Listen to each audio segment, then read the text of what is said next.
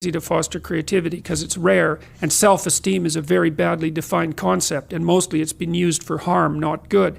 What your job is as a parent is to help your child learn from between 2 years old and say 4 years old how to act in the world so that when people encounter them, people smile and are happy they're around.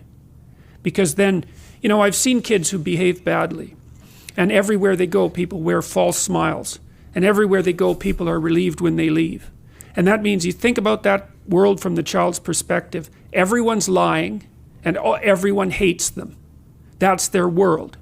And then if you have your child, you know, capable of adhering to minimal social requirements, like maybe being able to sit at the table in a civilized manner for an hour and being grateful for being fed, let's say, and knowing how to share and knowing how to pay attention to adults, and not having that, you know, that kind of terrible cynicism and arrogance that can develop even in a 4-year-old child who's always had his way, then they'll interact with adults in a manner that bring out the best in the adults.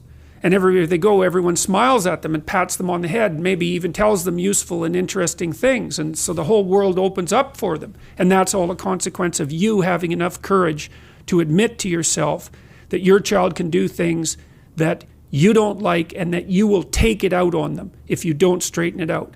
And people don't like that idea because they think, well, I'd never do anything. You know, I love my child. I'd never do anything to hurt them. It's like, yeah, God, right.